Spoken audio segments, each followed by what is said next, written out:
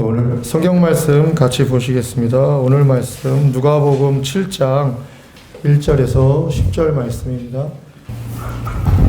할렐루야. 네. 한번 따라 하실까요? 내가 비록 사망의 음침한 골짜기를 다닐지라도 해를 두려워하지 않을 것은 주께서 나와 함께 하심이라. 주의 지팡이와 막대기가 나를 안위하시나이다. 아멘. 네, 이 은혜가 여러분 삶과 여러분 신령과 여러분 인생 전반에 걸쳐서 충만하기를 주의 이름으로 축원합니다. 자, 오늘 말씀은 우리가 지난번에 읽었던 그 본문을 그대로 읽었습니다. 이걸 왜 그대로 읽었냐면은 원래 한 번에 마치려고 했는데 지난번에 다 못했습니다. 지난번 여러분 설교 끝날 때 갑자기 탁 끝맺음을 안 걸 아세요? 원래는 제가 이렇게 시계를 보다가 시간이 너무 많이 초과가 되면은 뭔가 압축이라도 해서 정리해서 끝내는데 지난번 설교 때는 압축도 아니고 하다가 그냥 끝냅시다 하고 다 끝냈어요. 왜 그랬냐면은 제가 집사람한테 제가 이제 설교할 때 시계 잘 안 보고 여러분들만 보고 이렇게 몰입하는 경우가 많아요. 그 시계를 안 보면 시간 지나가는 걸 모르니까 집사람 보고 내가 설교하다 시간이 너무 길어지는 것 같으면 손을 탁 흔들려고 그랬어요. 근데 청중은 보고 있기 때문에 그럼 시간이 많이 지났구나 이제 알고 끝내겠다고. 근데 집사람이 막 이러더라고요. 그래 많이 지났구나 해서 그냥 바로 급해서 끝냈습니다. 그래서 정리도 안 된 상태고 또 거기 중요한 내용도 더 있고 해가지고 오늘 이 본문을 한번 더 보도록 하겠습니다. 우리가 이제 이 백부장의 신앙을 지난주에 봤던 건 뭐냐면은 특별히 초점이 백부장이 말씀에 의존하는 신앙이었다. 여기에 이제 주력해서 말씀을 드렸어요. 그 다음에 이제 또 하나는 뭐냐면 백부장이 사람들을 사랑한 거, 하인을 사랑한 거는 어떤 인간적인 따뜻함, 인간적인 성품에서 나온 것이 아닌 하나님으로부터, 위로부터 내려온 그것 때문에 사람을 사랑했다. 이 말씀을 드렸습니다. 그래서 이제 그걸 중심으로 해가지고 오늘 조금 더 자세하게 들어가서 실제적으로 우리에게 줄 교훈이 무엇인지를 이제 살펴보고자 합니다. 이 7장 1절에서부터 10절의 백부장의 우리가 행적들을 보면은 내용상 구분한다면은 백부장의 가치관이 나오고 백부장의 신앙관이 나와요. 이제 가치관은 뭐를 알 수가 있냐면은 백부장이 자기가 데리고 있던 노예를 예수님께서 간절히 요청했잖아요. 근데 이게 지금 말씀을 드렸듯이 성품이 따뜻하고 착한 성품으로 아랫사람을 후대하는 정도의 그게 아니라 그랬잖아요. 왜 그랬죠? 그 사랑하는 종이라고 할 때 그 사랑한다는 건 엔티모스라는 단어로서 이거는 아랫사람이 윗사람을 존경하는 의미로서 사랑하는 단어가 그 단어라고 했어요. 그러니까 이 단어를 가지고 이런 사랑으로 사랑을 했다는 얘기는 단순하게 인간적인 성품으로 아랫사람을 사랑한 노예를 사랑한 정도가 아니라 가치관, 세계관이 바뀌었기 때문에 사랑했다 그 얘기예요. 예를 들자면 이런 겁니다. 우리가 이제 미국에서 노예 해방이 일어났잖아요. 근데 노예 해방이 일어나기 전에도 남부 쪽은 다 노예가 있었어요. 그리고 남부 쪽에 예수를 잘 믿는 사람들이 많았습니다. 농장 그 지주들 중에. 근데 그 지주들 중에서도 성품이 나쁜 사람도 있었지만은 예수님도 잘 믿고 성품이 타고나기를 자비롭고 착한 그 농장 지주들이 있었어요. 이 사람들은 노예들한테 굉장히 잘해줬대요. 그래가지고 실제적으로 노예 해방이 이제 법적으로 다 된 다음에도 이 사람들은 나는 내 주인 떠나지 않겠다. 이런 노예들이 있었대거든요. 근데 중요한 건 뭐냐면은 남부에 그렇게 착한 농장의 지주들이 자기 그 노예한테 따뜻하게 사랑을 베풀기는 했지만은 이 노예 제도가 근본적으로 잘못된 것이다. 이건 하나님 나라의 원리에 위배된 것이다 해서 이거는 없애야 된다는 생각은 못했어요. 그냥 자기 성품으로 노예를 사랑한 것뿐이지. 그러나 일부의 기독교인들은 자기 성품으로 노예를 사랑한 게 아니라 성경에 보니까 하나님 앞에선 흑인이나 백인이나 동등한 평등한 사람인데 우리가 어찌 사람을 사고팔 수가 있느냐. 이건 성경으로 잘못된 거다. 이 제도를 고쳐야 된다. 그건 뭐죠? 성품으로 그렇게 생각한 게 아니라 성경을 보고 가치관이 변화된 거예요. 생각이 변화된 거예요. 세계관이 변화된 거예요. 그 당시에 유럽인들이 당연히 노예를 사고 팔고 하는 것을 당연하게 여겼는데 그 당시에 일부의 그리스도인들은 아니다. 이건 성경을 보니까 하나님 나라 원리가 아니다. 해서 링컨 대통령을 중심으로 한 그리스도인들이 그 노예 제도를 개혁을 해가지고 노예 해방을 했단 말이에요. 그건 뭐죠? 가치관의 변혁이에요. 세계관의 변혁이에요. 결국 뭐냐면 기독교라는 건 원래 따뜻한 성품 가지고 하는 정도가 아니라 예수를 믿고 나면은 가치관과 세계관이 변화가 되는 겁니다. 백부장이 지금 그런 모습을 보이고 있어요. 이 사람이 노예한테 대한 태도는 그저 자기의, 물론 여러 가지 정황을 보면 성품도 착했던 사람으로 보여요. 그러나 그게 다가 아니라 그걸 넘어서서 이 사람에겐 가치관과 세계관의 변화가 있었다.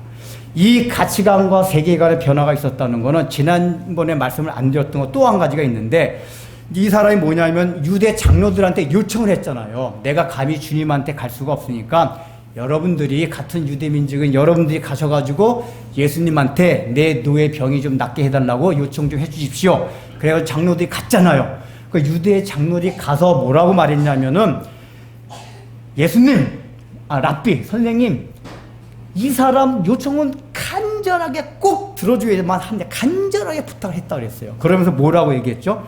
그가, 이 백부장이요, 우리 민족을 너무 사랑하고 우리를 위해서 회당을 지어줬습니다. 그렇게 얘기했단 말이에요. 근데 우리 민족을 사랑할 때, 지금 백부장은 로마 사람이에요. 그 다음에 이 말하는 유대 장로들은 유대인들입니다. 근데 그 이방인인 로마의 백부장이 우리 민족을 사랑한다고 얘기를 해요. 그러면 여기에서도 우리는 사랑한다고 얘기하면, 일제시대 때도 보편적으로 일본 순사들이 다 우리 나라를 막 착취하고 압제하고 막 이렇긴 했지만은 가끔 가다 보면 착한 사람이 있었고 우리 민족을 좋아하는 사람도 있었대요. 많진 않지만. 그런 사람들은 살짝 뭐 이렇게 빼돌려주고 우리나라 사람 이렇게 해주기도 하고 그랬대거든요. 그거는 우리 한민족을 일본 사람이지만 사랑했던 거예요. 근데 지금 그런 식으로 이게 생각할 수가 있어요. 그 로마의 백부장이 우리 민족을 사랑했다. 근데 여기 사랑했다라는 단어도 헬라어 단어 무슨 단어냐? 아가파오. 여러분 잘 아시죠? 아가페의 동사형이란 말이에요. 아가페적인 사랑을 했다, 그 얘기예요. 아까 백부장이 노예를 사랑하는 건 엔티모스, 존경하는 마음의 사랑. 근데 이 유대인을 사랑하는 건 아가페의 사랑을 했다, 그 얘기예요. 아가페의 사랑이라는 거는 그저 민족적으로 좀 우정적으로 사랑하는 정도가 아니라 자기의 전 삶을 희생해서 드리는 사랑. 그러니까 하나님이 우리를 향해서 하는 사랑이 아가페 사랑이에요. 그러니까 인간 세상 가운데는 아가페 사랑을 거의 볼 수가 없습니다. 그나마 아가페 사랑에 근접한 것이 자식에 대한 부모의 사랑이라고 할 수 있지만, 자식에 대한 부모의 사랑도 완전한 아가페 사랑은 아니에요. 왜냐하면 자식 이놈 새끼들도 마음에 안 들 때가 있단 말이에요. 그 부모가 막 저기 할 때가 있는데, 하나님이 우리를 사랑하신 또 삼위일체 하나님 간의 사랑만이 아가페 사랑이에요. 아가페 사랑은 자기 자신을 다 완전히 희생해서 타인을 정말 자기 마음, 자기와 같이 사랑하는 거, 이게 아가페 사랑입니다. 그런데 이 백부장이 유대인을 사랑하는 건 스톨게, 민족적인 사랑, 필레오, 뭐 우정적으로 좀 너를 지내보니까 참 좋네, 너희 민족, 이런 사랑이 아니라 아가페적으로 자기의 전 모든 것을 희생해서라도 사랑했던 그 마음으로 유대인들 대했다, 그 얘기예요. 자, 이런 사랑은 앞에 노예를 사랑한 것과 마찬가지로 인간적인 성품에서 나온 게 아니에요. 인간적인 성품에서 나왔으면 스톨게적인 사랑, 필레오적인 사랑만 할 수 있어요. 너희 민족 지내보니까 나 미리 하죠. 야, 유대인들 참 괜찮네. 이래서 좀 친하게 지내자. 이런 정도의 사랑이 아닌 하나님께로부터 받은 사랑이었다, 그 얘기예요. 그러니까 이 얘기는 뭐죠? 이것도 결국은 이 사람의 성품에서 나온 사랑이 아닌 하늘로부터, 하나님으로부터 나온 사랑의 발산이었어요. 즉, 이 얘기는 뭐냐? 이 사람의 가치관이 완전히 변화가 된 거예요. 우리가 산상순의 말씀을 통해서 알고자 했던 게 뭐죠? 우리가 인간의 본성으로는 절대로 원수를 사랑할 수가 없어요. 그런 거는 다 하나님으로부터 나오는 힘으로만 가능한 거예요. 용서가 그렇잖아요. 근데 용서가 뭐라고 그랬죠? 내가 저 사람이 잘못했는데 용서해 주는 게 아니라 우리가 하나님 나라 하나님이 누구시라는 걸 알고 내가 누구라는 걸 알게 되면은 그때부터 저 사람의 잘못이 아니에요. 잘못했는데도 불구하고 그렇게 느껴지기 시작한단 말이에요. 그래서 자발적으로 용서가 나오는 거예요. 그러니까 그건 뭐냐? 하나님을 통해서 믿음을 통해서 이 사람의 의식구조와 가치관과 세계관이 변혁이 된 거예요. 이 백부장이. 성품 나온 게 아니에요. 적어도 이 백부장은 하나님을 알고 난 뒤에 이 사람의 가치관과 세계관이 변했겠다. 여러분 중요한 건 뭐냐? 우리가 예수를 믿고 나게 되면은 반드시 일어나는 변화가 뭐냐? 가치관, 세계관의 변화가 일어나게 돼 있어요. 이게 없으면 가짜 신앙이에요. 그래서 이 백부장이 그렇게 변화가 됐다는 것을 일단 알아두고 그러면은 이렇게 변화가 된 데는 뭐죠? 반드시 신앙이라는 과정과 수단이 있어야 돼요. 그냥 성품으로 안 돼요. 그래서 이 백부장이 가졌던 신앙, 이게 지난주도 살펴봤지만 뭐죠? 이 사람이 유대인이 믿고 있던 일단 하나님을 알았어요.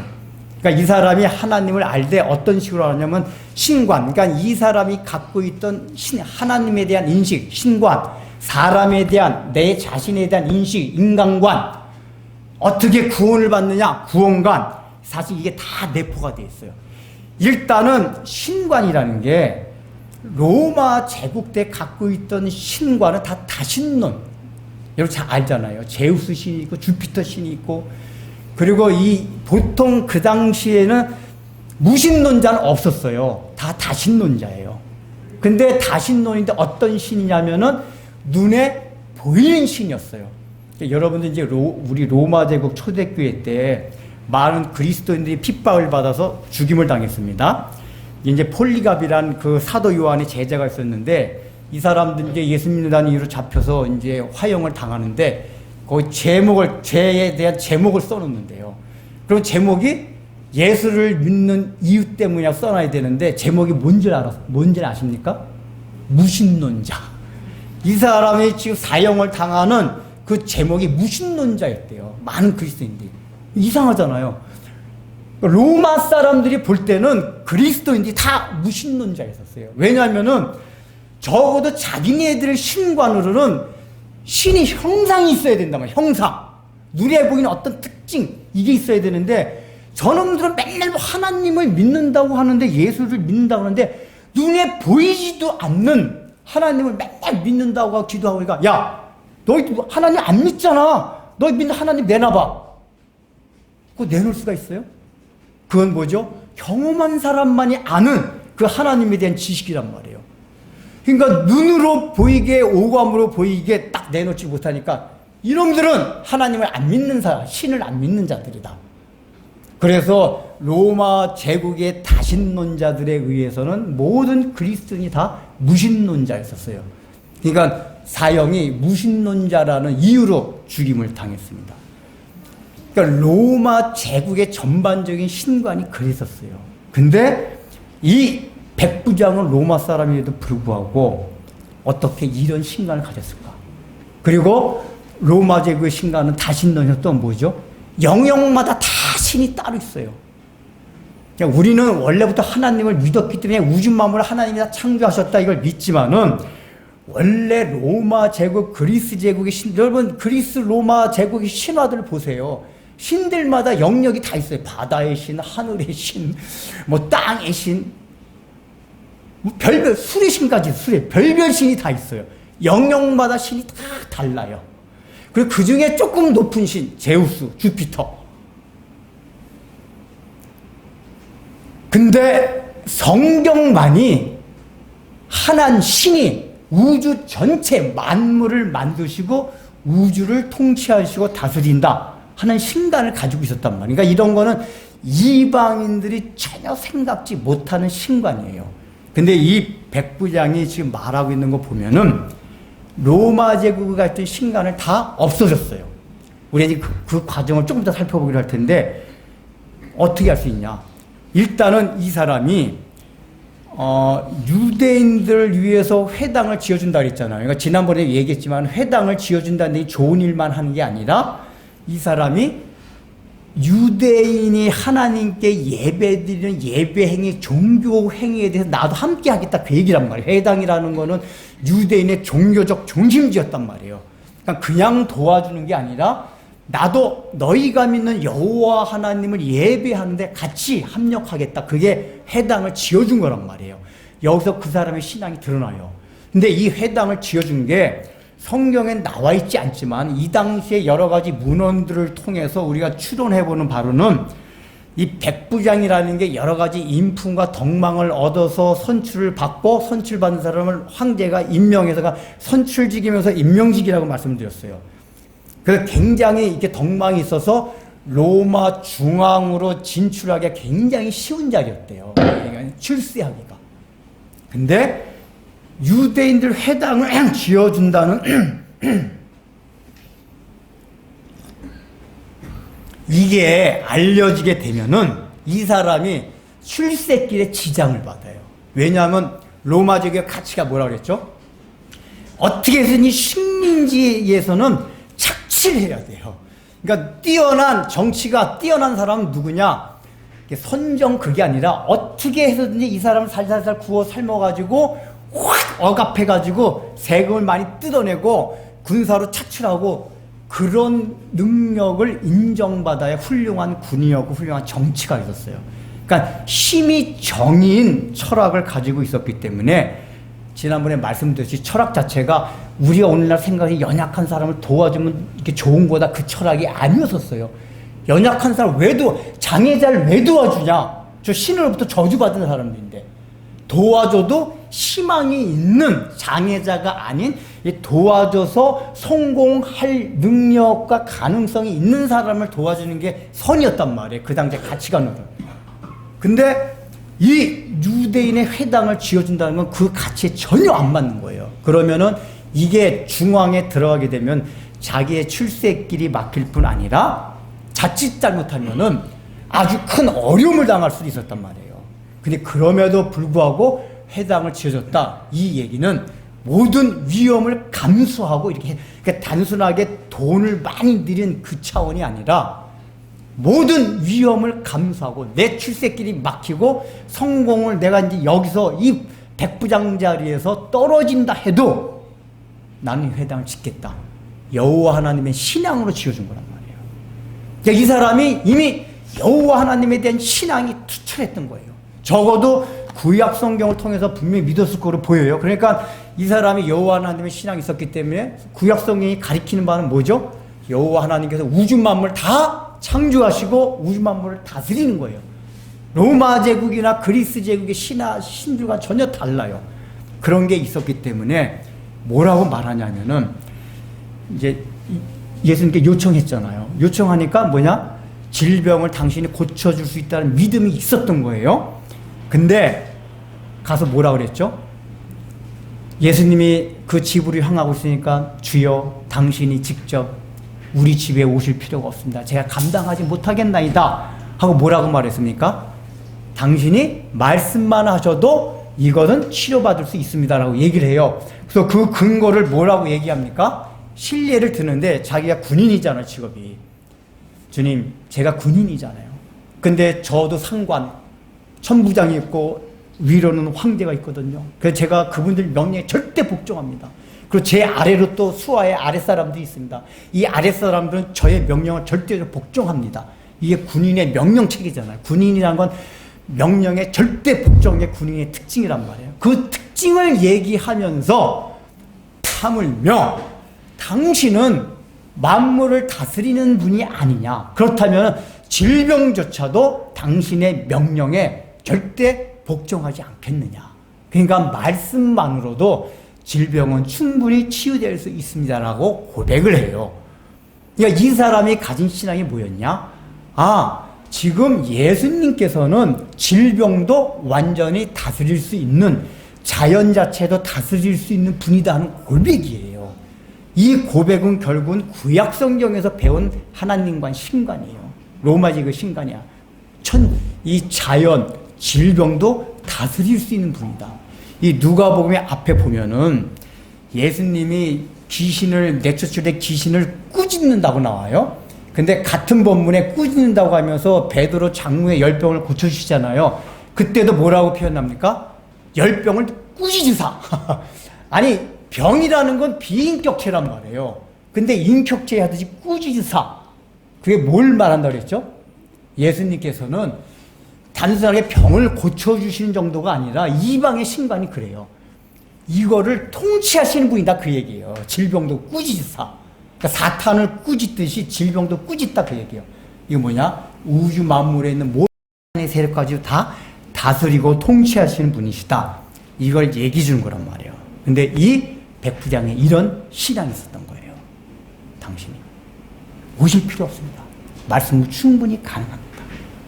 그러니까 이거는 더 나아가서 어떤 신앙이냐? 하나님의 주권을 믿은 거예요. 원래 하나님의 주권이라는 게 어디서 나오냐? 하나님 우주 만물을 다 지으셨어요. 그분이 다 통치하세요. 그러니까 그분이 주인이다 그 얘기예요. 주인이기 때문에 오직 그 지음을 받은 피조물들은 주인의 명령에 절대 복종하는 게 피조물의 자세다 그 얘기예요.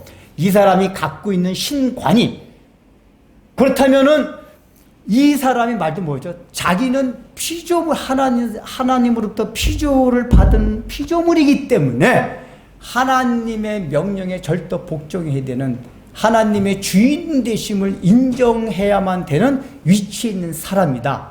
여기로부터 겸손이 시작된 거예요. 그 신앙이 있었어요.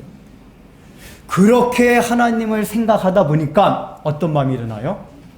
하나님에 대한 정말 경외감. 하나님 너무 위대하세요. 너무 크세요. 너무 어미하세요. 그분이 우주 만물 다 지으셨어요.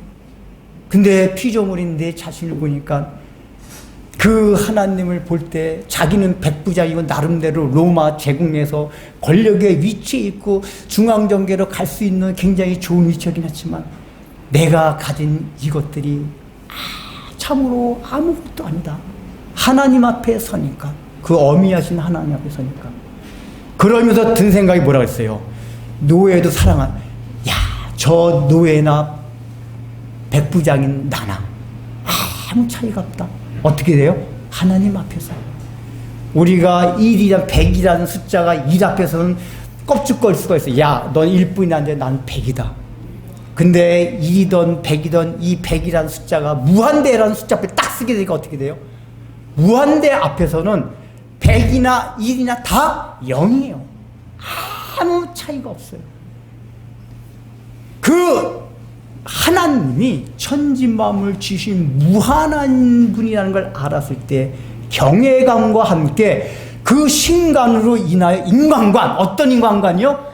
우리는 다 하나님 앞에서 다 보잘것없는 죄인일 뿐이다. 여기서 노예를 존경하듯이 사랑하는 마음이 나왔고, 유대민족, 이방민족, 자기의 속국이에요. 일본 사람이 우리나라 사람 되게 무시한대요, 실제적으로. 저 우리 속국이었고. 우리보다 일본 사람은 그런데 미국 1등 민족, 자기네 2등 민족, 조생징, 저 3등 민족. 이 나쁜 놈들이 그런데요. 제 일본 욕하고 싶은데. 그러니까. 근데 이 로마 제국은 더하죠. 전 세계를 다스렸는데 유대 속국. 그러면 얼마나 하찮게 보이겠어요, 이놈들.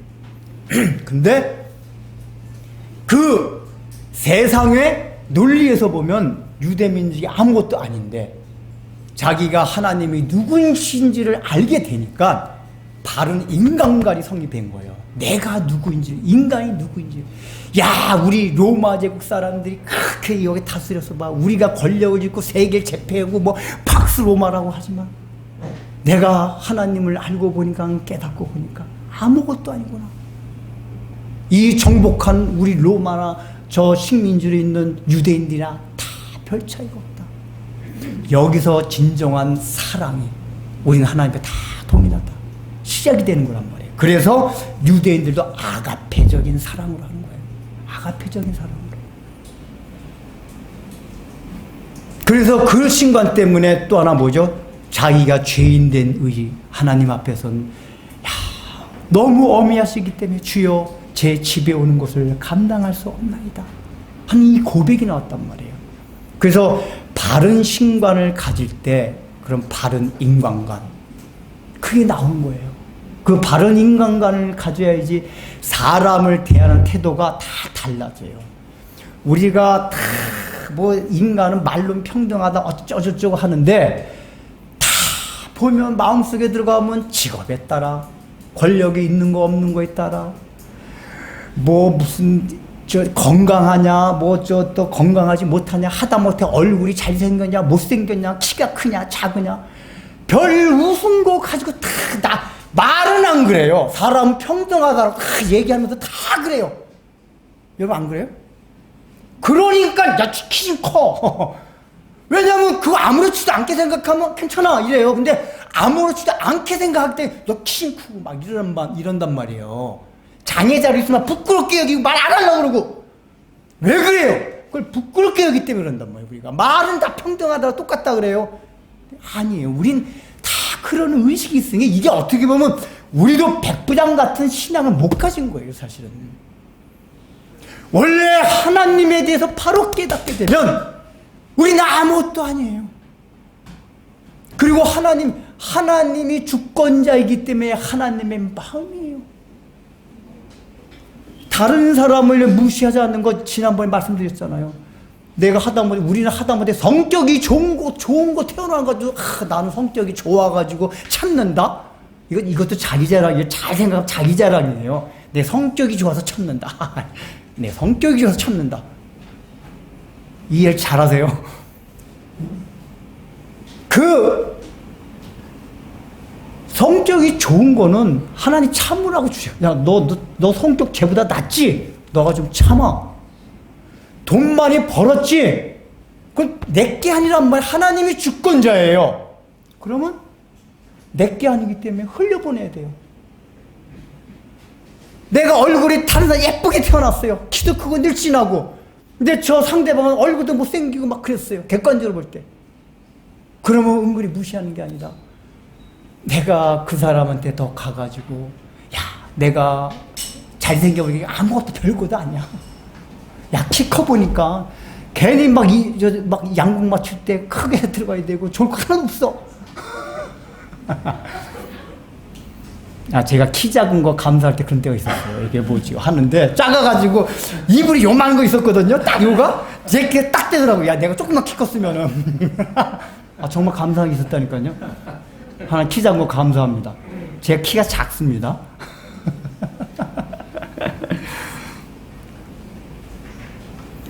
그게 하나님의 주권이 정말 받아들이게 되면은 우리 삶에서 펼쳐지는 거에 의해서 좌우지지 않게 돼요. 내가 더 받았다고 우쭐댈 것도 없고 자랑할 것도 없고 못 받았다고 열등감 가질 것도 없고 위축될 것도 없어요. 왜요? 하나님이 주신 거니까. 다 감사해요. 그래서 서로 하나가 되는 거예요. 근데 우리는 이러기가 너무 힘들어요.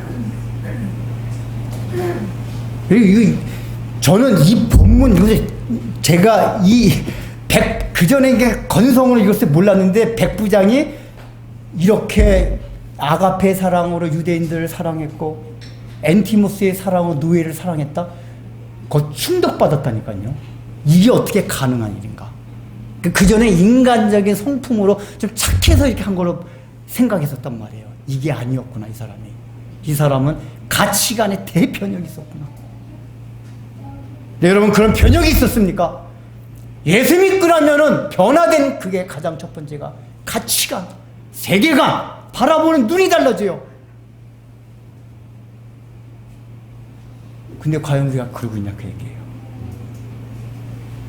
그래서 이 백부장은 하나님 신관, 하나님에 대한 그런 인식, 인간관, 이게 있었기 때문에 이렇게 사랑할 수가 있었어요. 그럼 여기서 우리가 좀 더 우리한테 적용해서 좀 살펴보고자 합니다. 집사람이 오늘은 몸들도 많이 안 좋고 할 텐데 설교 제발 길게 하지 마라. 올라오기 전에 부탁을 하더라고요. 그래서 시계 잡고 봐.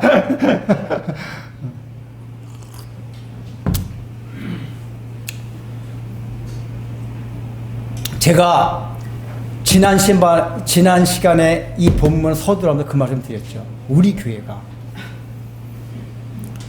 우리가 처음에 개척을 시작할 때 그래도 다른 교회와는 다르게 목표로 하고 추구하고자 하는 게 있었잖아요. 그렇죠? 그게 처음에 뭐였죠? 첫 번째는 개혁주의고요. 개혁주의.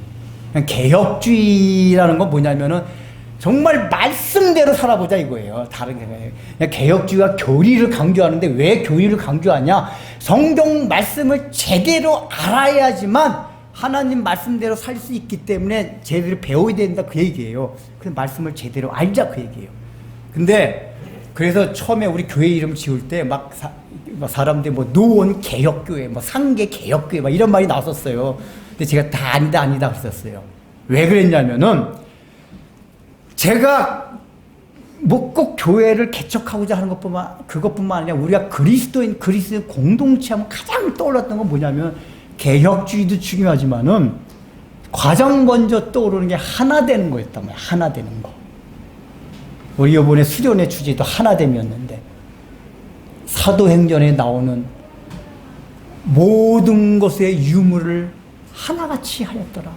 재산이 많은 사람은 없는 사람한테 나눠주고 지식이 있는 사람은 없는 사람한테 나눠주고 건강한 사람은 건강하지 못한 사람한테 자기 건강을 위해서 자랑을 같이 쓰고 그 나눔 하나예요. 온전한 하나가 되면 가능해요. 제가 그래서 처음에 원래 우리 교회 말고 남해네랑 뭐 개척이라다 그 음식점에 모일 때 야 우리 막 교회 우리 개척하는 거 아니까 교회 놔두고 그냥 이름을 하나 지으니까 공동 이름을 짓자 뭐라고 졌냐? 한우리 공동 한우리인데 한우리 있잖아요. 한우리. 근데 그걸 발음돼서 한우리 공동체 그렇게 하자. 그러니까 제가 초점을 개혁주의가 중요한데 개혁주의에 초점을 맞춘 게 아니라 한우리에다 초점을 뒀다는 얘기예요. 그래서 제가 그때 모일 때도 첫 설교가 사도행전 2장이었어요. 뭐죠 2장이? 모든 것을 함께 하였더라. 사도행전. 그리고 제가 여러분 여기 모여서 장로님 집에서 첫 번에 모였었잖아요. 상계동도 우리 장로님 댁에 첫 번째 모일 때도 첫 설교 기억나세요? 첫 설교가 사도행전 2장이었어요. 모든 것을 함께 하였더라. 왜냐? 그게 제가 교회상, 하나님이 원하시는 교회상을 생각 가장 먼저 떠오른 거기 때문에. 예수님이 유언과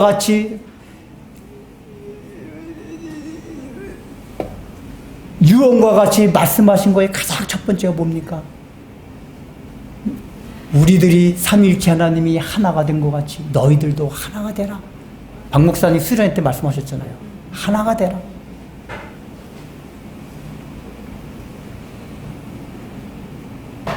그래서 그 하나가 되기 위하여 자기를 부인하고 자기를 십자가에 못 박고 자기를 희생하고 이런 이제 훈련의 과정이 필요하단 말이야. 그게 없으면 하나가 안 돼요. 근데 그래서 그걸 강조해왔어요. 개혁주의 교리와 하나가 된다는 두 가지 기둥을 같이 강조하면서 해왔어요. 근데 여러분이 교리적으로는 이제 어느 정도 잘 이제 뭐 됐을 것을 보고 있습니다. 제가. 근데 과연 하나가 되는 그런 마음들이 있습니까? 우리가 시작할 때. 여기 백부장이 가졌던 그건 뭐냐? 내가 하나님을 알고 보니까 사람을 대하는 인식. 여러분, 백부장이 유대인을 사랑했듯이 우리가 그렇게 서로 사랑을 합니까? 정말 우리가 하나가 됐듯이 아가페의 사랑으로, 아가포의 사랑으로 그 사랑을 해요. 원래 신앙 공동체는 가족 공동체예요. 이 초대교회 때부터 신앙 공동체 곧 이코르 가족 공동체예요. 이 세상에는 가족 공동체는 이익관계를 떠나서 모이는 게 가족 공동체란 말이에요. 근데 원래 신앙 공동체 그렇거든요. 근데 오늘날 우리 교회 형태를 보면은 다 그냥 각기 개인주의예요. 그러니까 교회도 그냥 사회 이익 집단하고 비슷해요. 자기의 이제 종교적 목적에 따라가지고. 지금 특별히 대형 교회 갈수록 그런 것들이 심해요. 백화점씩 탁 나열해요. 뭐 무슨 교육 뭐 프로그램 탁 나열했으면 자기가 그 프로그램 마음에 드는 거 탁탁 선택해서 하고. 그래서 이렇게 자기 성취를 느끼고 자기 취미 생활하듯이 이렇게 신앙생활은 너무 많아요. 근데 진정으로 자기를 희생하고 내 주변의 사람들이 어떻게 살아가고 있나, 어렵지 않은가, 그걸 돌보면서 어려우면 그 사람을 내 가족같이 생각하고 함께 하야겠다, 이런 마음들은 별로 하지 않아요. 교회 안에서도 끼리끼리 교회에서 얘기는 안 하죠. 당연히 하나님 앞에 우리 다 평등하다 얘기하는데 얘기를 들어보면 안 그래요. 제가 그 전에 한번 얘기한 적이 있었잖아. 평범한 직장 다닌 사람들 위축이 된대요. 이게 소국 그러면 거기 변호사들만 모였대요. 변호사들만 모여 있어가지고 자기 같은 평범한 직장 가는 사람 뭐가 막 위축이 된대요. 교회가 그런 거에 위축이 되면 뭔가 굉장히 잘못된 거예요. 우리 교회도 교수님들 있잖아요. 교수님들. 우리 교회에서 교수라고 뻐겠다면 죽어요. 어디 가 교수라고. 제가 지금 대리운전하는데 그 선봉기 장로님 하는 분이 있는데 뭐 얘기하다가 뭐 장로님 얘기하다가 이제 뭐 하시냐서 뭐 교수님 어쩌니까 교수님도 계세요? 그러니까 우리가 마음속에 얼마나 교수님도 계세요? 이게 대단한 거예요, 이제. 개척교회, 교수 두 분 있다고. 아무것도 아닌데, 사실은. 교회 안에서 그렇다니까요, 이게. 우리 교인들 다 직업들이 뭔가. 그거 가지고 목자들 사이에서, 야, 우리 교회 교인들 있잖아. 레벨가 높아. 웃겨요, 정말. 뭐가 높아요, 높기는. 우리 학벌들이 다 좋아, 우리 교회 교인들은. 이 하나님 보시 얼마나 악인 줄 몰라요.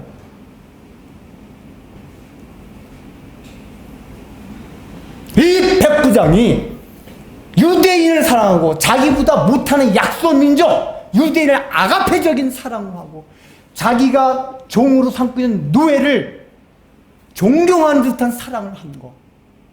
과연 우리가 그렇게 성도들을 대하고 있냐 그 얘기예요. 그렇게 대하게 되면 정말 우리가 하나 성도들의 삶에서 관심이 가지고 사랑하는 마음들이 생겨요. 이 백부장은 그 하나님을 알았기 때문에 경외했기 때문에 이런 마음이 생기는 거예요.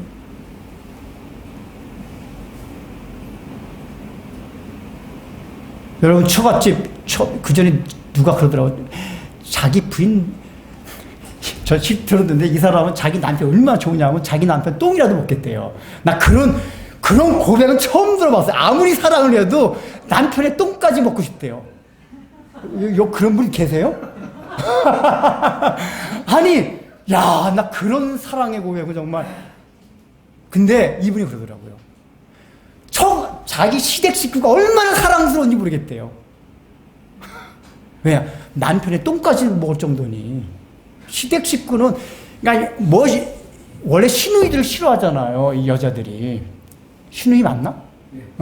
시누이 싫어하고 그러는데, 시누이도 너무 좋대요. 왜 그래요? 남편을 너무 사랑하니까 남편에 속한 건 다 아름답고 좋아요. 그러니까 자기 부인이 예쁘면 처갓집 기둥도 예쁘대요. 처갓집가 기둥아 참 기둥이 예쁘면 뭐가 예뻐요? 기둥 너무 예쁘다. 우리가 하나님을 정말 사랑하게 되면 하나님께 속한 우리 지체들이 자연적으로 사랑하게 돼요. 그리고 여러분이 예배 드리러 나올 때는 단순하게 예전적인 예배 드리는 것도 중요한데 성도들이 보고 싶은 마음이 있어야 돼요, 사실은. 야, 우리 성도들 일주일 동안 어떻게 살았을까? 궁금하고. 초대교회 때 매일 모였대, 매일. 예배 드리려고 매일 모인 게 아니라 하루 동안 어떻게 살았나 궁금해서. 이런 어려움은 없었니? 나 이런 거 있었어? 근데 오늘날에 그런 게 다 없어졌어요. 없어졌으니까 우리 교회는 그렇게 대보고자 개척이 시작됐단 말이에요. 그 우리 교회 표 했잖아요. 인생의 총체적 보험의 기능이 구현되는 곳이어야 한다. 적어도 진리빛 교회 안에 들어온 사람들은 어떤 문제든지 여기 있으면 내가 어려운 문제를 당하고 있지만 우리 교회를 생각하니까 평안하다. 든든한 우군이 있다. 나의 조력자들이 있다. 이게 교회가 돼야 된단 말이에요. 과연 우리가 그런 마음이 있느냐? 백부장을 통해서 우리를 점검해보자, 그 얘기예요. 전체 교회적으로도 그걸 적용해주지만 특별히 우리 교회.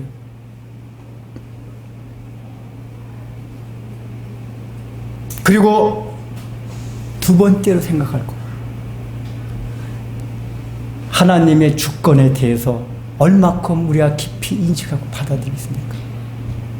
하나님이 우주 만물을 지으셨다는 걸 곰곰이 생각해 보십시오. 만물을 다스리신 분이에요. 그분이 주인 되세요. 그럼 그분이 하는 일은 다 옳습니다. 뭐 코로나 이런 거, 내가 누구 옆에 없었더라면 이런 마음들 들죠. 이거 개뿔이에요. 하나님의 주권하에 병도 걸리고 낫고 하는 거지 아무것도 아니에요. 그런 거 사실은 우리는 늘 인간적으로 그래요. 물론 조심하지 말아야 되는 거 아니에요. 저도 그래서 이걸 겪으면서 내가 담임 목회자로서 이 집단 행동을 할 때 어떤 거 주의해야겠다 여러 가지 생각을 한 게 있어요. 그러니까 주의를 그게 인간적으로 해야 될 일에 대해서 무책임하게 한다는 얘기가 아니라 우리가 삶에서 어떤 결과가 있을 때 그 결과에서 왜 이런 일이 났을까 이렇게 됐으면 아니에요. 하나님 주권하에서 일어난 거예요. 이걸 받아들여야 돼야지만 감사가 시작이 돼요. 말씀대로 하옵소서란 고백이 나온단 말이에요. 우리에게 그런 신앙이 있습니까? 우리가 개혁주의, 우리가 추구하는 개혁주의 신학의 가장 중심에 있는 게 뭐라고 했습니까? 하나님의 절대 주권. 당신이 주인이고 우리는 당신의 백성입니다. 오직 당신의 명령 항상 옳습니다. 이거란 말이에요.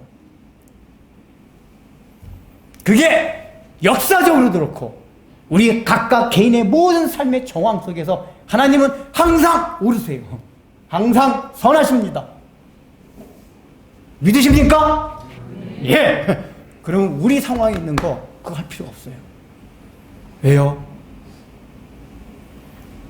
아까 외웠잖아요.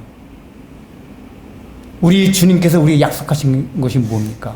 비록 사망의 음침한 골짜기에 다닐지라도, 그러니까 우리 인생에게 음침한 골짜기를 안 지나간다고 하신 적이 없어요. 성경은 늘 사망의 음침한 골짜기를 지나갈지라도, 그 다음 뭐죠? 해를 두려워하지 않을 것은 주께서 나와 함께 하심이라. 주의 지팡이와 막대기가 나를 안위하시나이다. 이렇게 하셨단 말이에요. 그 하나님의 주권이에요. 어려운 사망의 음침한 골짜기를 밀어넣으면은 이때부터 하나님의 보호와 안위하심이 본격적으로 시작되는구나. 이걸 우리가 받아들이는 고백이 있어야 된단 말이에요.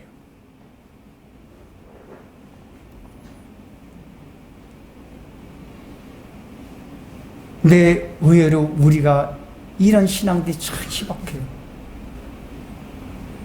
그래서 제가 좀 여러분들 우리가 진리의 빛, 진리의 빛, 그냥 진리 플러스 빛, 진리는 올바른 말씀, 빛. 거기서 우리 하나님께서 우리에게 주신 빛, 하나가 되라고 하신 그 빛, 이 두 가지를 같이 추구하면서 우리 자신을 점검을 해봐야 돼요. 그래서 예수님이 내가 우리 민족 가운데 이런 믿음을 본 사람이 없느니라. 그래서 제가 그 서두에서 말씀드렸잖아요. 가끔가다 얘기를 하다 보면은 다른 교인들, 우리 교회에서 늘 말씀을 듣지 않았는데 우리와 같은 신앙관을 가지고 살아가는 그리스도인들이 가끔 있어요. 얘기해보면은. 이분들은 우리 교회를 다니지 않고 이렇게 설교를 안 들었는데도 어떻게 우리가 가진 그 가치관과 생각을 가지고 살아갈까? 그게 감사하긴 해요. 근데 여러분 또 우리가 위로를 받을 건 뭐냐? 이때 제자들도 백부장보 다 못했거든요. 근데 결국은 하나님의 일을 다 누가 했습니까? 여기 또 유대인들 제자들이 다 했어요. 제자들도 백부장과 같은 신앙보다 더 큰 신앙으로 전 로마 제국을 복음화시키다 했어요, 사실은. 그러니까 우리에게 맡겨진 일, 아직까지 우리가 백부장같이 믿으면 되지 않는다 할지라도 어때요? 결국 하나님께서 우리를 통해서 이 진리빛을 통해서 이 빛을 온 세상에 비추게 하는 일을 할 것이다. 그 믿음을 가지고 나가면 된다, 그 얘기예요. 믿으십니까? 마지막으로 그러면은 이 백부장이 어떻게 이런 신앙을 갖게 되었나? 이거 좀 생각해 볼 문제예요. 우리가 가끔가다 그런 거 질문하는 사람이 있어요. 옛날에 유대인이 아니었던 사람은 어떻게 구원받아요? 유대인들은 하나님을 계시해줘가지고 하나님을 아는데 유대인이 아니었던 사람은 어떻게 구원받아요? 그 사람도 하나님을 알고 믿어야 구원받습니다. 근데 그렇게 해서 대표적인 사람이 욥이에요. 욥은 유대인이 아니에요. 동방이라고 표현된 거면 그 당시에 표현된 동방이라는 건 그러니까 페르시아 쪽, 바벨로니아 쪽 사람을 말해요. 유대인이 아니에요. 근데 성경에서 욥이 어떻게 하나님을 알고 믿게 되었냐 설명하지 않는데 딱 욥은 유대인이 갖고 있던 여호와 하나님에 대한 지식을 그대로 갖고 있었어요. 그러니까 이 당시 있던 다신론자, 우상숭배론자들이 갖고 있던 신지식이 아니라 우주 만물을 하나님이 창조하셨고 주관하시고 다스린다는 믿음이 있었어요. 그런 신관이 있었어요. 어떻게 그런 신관이 있었을까? 성경에서 말하진 않아요. 그러니까 백부장도 마찬가지예요. 백부장 분명히 로마 제국의 이방인이었어요. 다신론에 젖어있던 사람이에요. 그 다음에 힘이 정의라는 가치관에 젖어있던 사람이에요. 근데 이 사람이 어떻게 이렇게 변혁됐을까? 몇 가지 추론해 볼 수 있는 이제 이 근거들이 있습니다. 첫 번째 뭐냐면은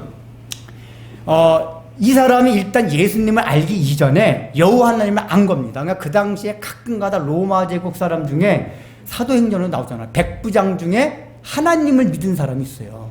그러니까 이 사람들이 유대 와가지고 하다 보니까 어떤 경우를 통해 구약 성경을 알게 된 거예요. 그러니까 제가 볼 때는 아마 유대인들 가운데도 선하게 영향력이 있어가지고 이 백부장과 친하면서 구약 성경을 전해주고 우리가 믿는 여호와 하나님 한번 보시라고 아마 이런 식으로 해서 전도들이 됐던 것 같아요. 그래서 가끔가다 백부장 중에도 이방인인데 여호와 하나님을 믿는 경건한 사람이 있었어요. 오늘 백부장도 그 사람이란 말이에요. 근데 일단 이 사람들이 그러면 왜 많은 백부장이 있었을 텐데 이런 특정한 사람은 여호와 하나님을 알고 믿게 되었고 아닌 사람들은 다 그냥 이방 민족이 믿던 다신론 그 속에서 살았을까? 이제 유추되는 게 그게 있어요. 제가 이제 대리운전을 하면서 가끔 사람들 얘기해 보면은 그런 분들이 있어요. 성공을 했어요. 이 사회적으로 지위도 있어요. 근데 이게 이제 장시간 얘기를 해보면은 너무 허무하대요. 그리고 그 성공하기 과정상에서 얼마나 다른 사람을 밟고 일어났어요. 우리가 그렇잖아요. 경쟁사회에서 이기려면 노력하고 스트레스 받고 해서 성공을 하잖아요. 근데 허무하고 이게 이렇게까지 살아야 되는 건가? 이게 회의감이 들어가는 사람도 있더라고요. 제가 이제 그런 분들한테 얘기를 해요. 복음을 얘기해요. 하나님의 나라라는 게 있습니다. 이런 나라가 있습니다. 그 나라는 싸우지 않고 경쟁하지도 않고 서로 함께 하나가 돼서 사랑하며 살아갈 수 있는 나라가 있습니다. 그래서 제가 기독교를 설명해줘. 그러면 제가 아는 기독교는 그게 아닌데요. 교회 가면 복 받고 그런 거 아닙니까? 아니요. 그 복이 아니라 원래 기독교가 말하는 이 복은 뭐냐? 그렇게 경쟁하지 않고 싸우지 않고 서로 사랑하고 아끼며 나누며 그런 나라를 건설하는 겁니다. 천국이 그런 것입니다. 그러면 이 사람들이 눈이 번쩍 떼서 얘기 더 해달라고 그래요. 안 믿는 사람이거든요. 제가 그럴 때면서 안 믿는 사람 중에 그 진리를 갈망하는 사람도 있어요. 교회를 안 다녀요. 근데 이 사람들의 특징이 뭐냐면은 제가 이제 만났던 사람들은 오히려 성공하고 그런 사람이에요. 해보니까 그 과정상에서 막 남이 누르고 하니까 너무 삶이 피곤해진 거예요. 맨날 또 이렇게 살면 막 또 경쟁하면서 또 윗자리에서 뭐 떨어질까봐 전전긍긍해야 되고 그런 삶이 너무 싫어진 거예요. 그런 사람은 이 땅에, 그러니까 제가 볼 때 로마 백부장도 그랬던 것 같아요. 성공한 거잖아요. 선출직에서 됐고 로마 제국 황제로부터 임명을 받았어요. 했는데 이 사람 마음속에 로마 힘이 이 사람들도 다른 백부장들 막 노예를 학대하고 죽이고 그 다음에 그 식민지의 백성들을 막 그냥 학대하고 이런 걸 많이 봤을 거예요. 그러면서 왜 꼭 이렇게 살아야 되는 건가? 아마 백부장이 그런 생각을 충분히 했을 겁니다. 하면서 이게 뭔가 이거 아닌 것 같은데. 그럴 때 어떤 유대인들이 구약 성경을 보십시오. 여호와, 당신이 믿는 제우스 주피터 신이 아닌 이 성경이나 여호와를 보십시오. 그래서 봐보니까 다르네. 이게 다르네. 거기서부터 신앙이 들어가기 시작한 거란 말이에요. 이 얘기는 뭐죠? 우리가 살아가고 있는 삶에서 뭔가 생각을 하면서 사는 사람들. 그러니까 이 이방인인 이 사람이 일단 예수님 알기 전에 하나님을 알게 된 보면은 성품도 어느 정도는 그런 착한 성품이었던 거하고 이 땅의 삶에 대해서 여러 가지 생각을 했던 것 같아요. 여러분 이제 우리 선교학자들 얘기 들어보면 그런 얘기들 해요. 우리나라가 굉장히 복음화가 빠른 나라거든요. 세계 역사상 유례를 찾아볼 수 없는 선교가 가장 빨리 되고 가장 잘 믿는 나라가 우리 대한민국이에요. 근데 학자들이 그걸 이제 여러 가지를 조사를 해봤어요. 추적을 해보니까 어떤 점이 있냐. 선교사들이 처음에 와서 깜짝 놀란 게 이게 우리나라 사람들 막 된장 담가 먹고 뭐 여러 가지 보니까 되게 미개한 줄 알았대요. 선교사들 입장에서 볼 때는 우리 한민족이 굉장히 미개한 줄 알았는데 복음을 막 가르치다 보니까 엄청나게 똑똑하더래요. 우리나라 사람들이. 그러니까 복음에 대한 그 이해도가 굉장히 빨랐대요. 한국인들이. 왜 그랬을까요? 우리 한국은 옛날부터 이황 선생, 이율곡 선생, 주기론 가지고 그 동양 철학에 의해서 인생과 삶과 우주에 대한 근원들의 수많은 질문을 던지고 물론 정답은 아니지만 그런 걸 숱하게 고민을 해왔어요. 이 백성들도 그런 걸 들으면서 자라왔단 말이에요. 그러니까 그런 기본적인 백그라운드들이 이 복음을 전할 때 복음 자체를 굉장히 이해를 잘할 수 있는 배경이 되었다는 거예요. 그래서 여러분 우리나라가 교파 중에서 장로교가 가장 왕성한 나라가 우리나라입니다. 여러분 이제 교파의 특징이 있어요. 장로교 특징이 뭔지 아세요? 교리가 가장 체계적으로 이게 아주 설명을 잘하는 데가 장로교예요. 교리. 그러니까 하나님의 이 말씀을 해석을 해가지고 체계화시켜서 하나님의 뭔지 설명을 쫙 한 게 장로교가 그걸 가장 깊이 많이 강조하는 데가 장로교입니다. 이제 순복음 같은데 뭐 이런 말씀 그거보다 이런 거 강조하고 다 특징이 있어요. 특징. 근데 왜 우리 대한민국에서 장로교가 유난히 왕성해졌냐 하면 그게 우리 백성들이 삶의 토대가 됐다는 거예요. 아까 제가 이황 선생, 이율곡 선생 그 주기론 같은 봤는데 진짜 깊어요. 사상이. 기독교의 진리를 이해할 수 있는 토대가 탁 되어 있어요. 탁 들으면 야, 기독교가 무엇이구나.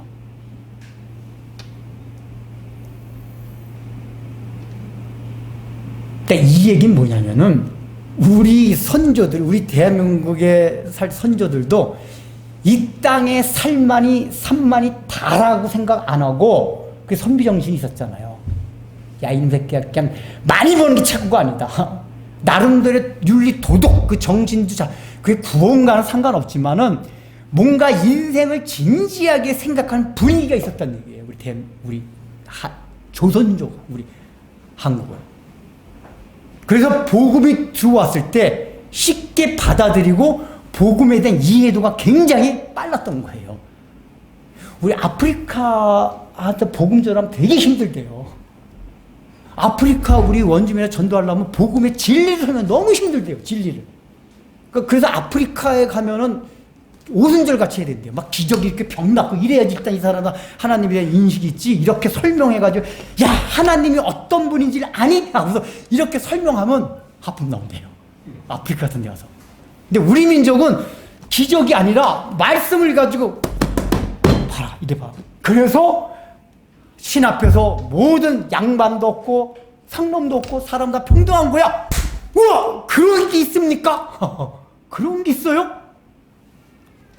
우리는 거기서 확 뛴 거란 말이에요. 그러니까 이 얘기가 뭐냐. 인생을 진지하게 생각하는 태도. 이게 하나님을 알아가는 전제 조건이에요. 우리가 너무나 인생을 가볍게 해요, 요즘 세상이. 안 믿는 사람은 고사하고 믿는 사람도 그래요.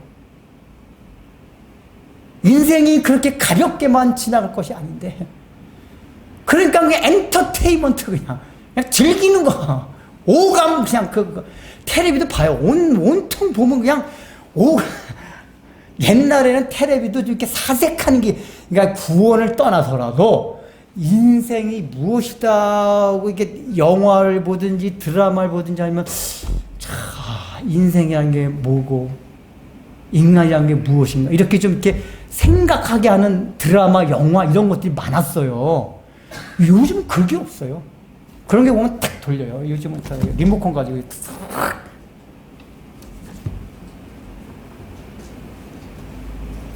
또 우리가 그런 삶의 태도를 바꿔야 돼요.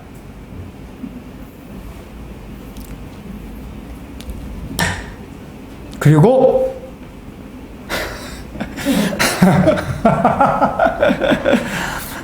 요 한 가지만 그냥. 아이씨.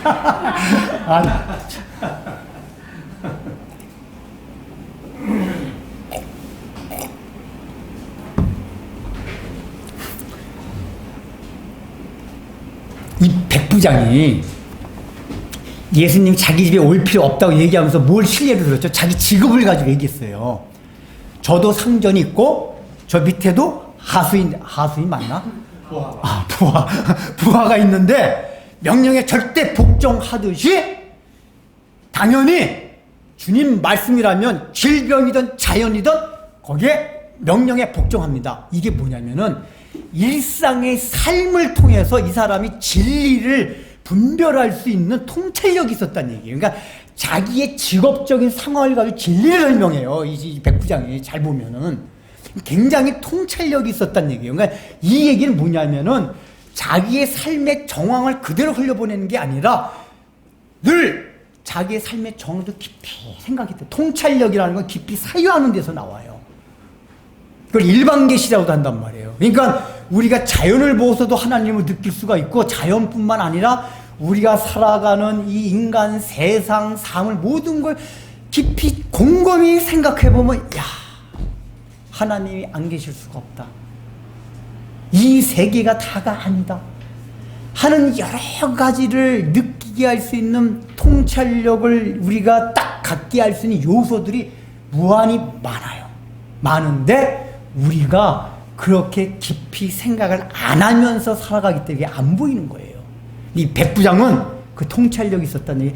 자기가 직업을 하면서도 늘 야, 명령에 복종하고 야, 이 사람들 아마 야, 이 사람은 내 명령에 절대 복종하고 나도 이렇게 복종하고 이게 복종한다는 것이 무엇일까?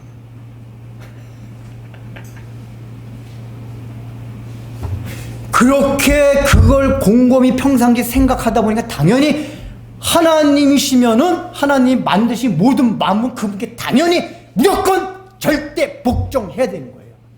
그렇게 생각해 왔기 때문에 그 진리가 딱 그냥 팍 들어오는 거예요. 우리도 여러분들 하고 있는 직업, 학문, 우리 학생들도 봐봐. 공부할 때 늘 목사님 얘기하잖아. 인류대학 꼭 물론 가면 좋은데 꼭 그게 아니라 학문 가운데도 얼마나 진리가 많이 하나님을 발견할 수가 있어요.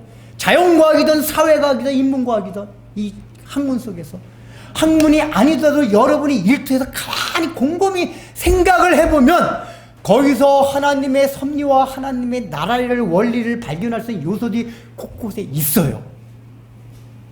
중요한 건 우리가 그걸 생각을 안 하고 아우 힘들어 이것만 생각해서 그래요.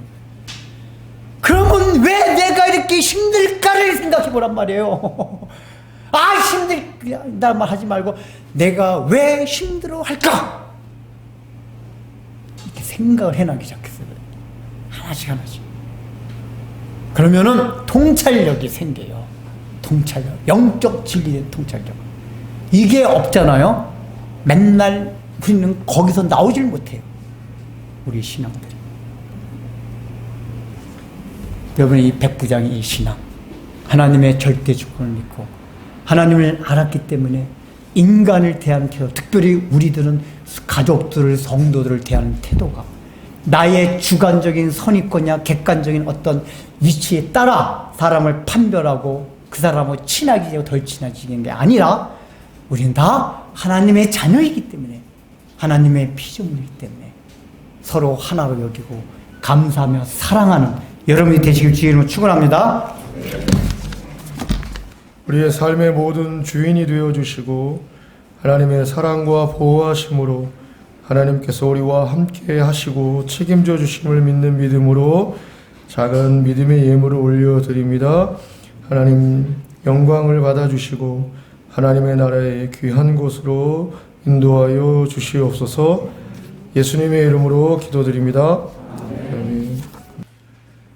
이제는 우리 주 예수 그리스도의 은혜와 하나님의 사랑과 성령의 말씀으로 인도하여 주심이 이스라엘 사람들 중에 이만한 믿음을 만나보지 못하였다는 백부장의 믿음과 순종을 생각하며 하나님의 절대 주권 앞에 우리의 삶과 우리의 모든 가치관을 하나님의 뜻 앞에 내려놓고 순종하기로 작정하고 머리 숙인 귀한 진리의 빛 교회 성도님들의 신앙과 삶 위에 이제로부터 영원토록 함께 있을지어다. 아멘.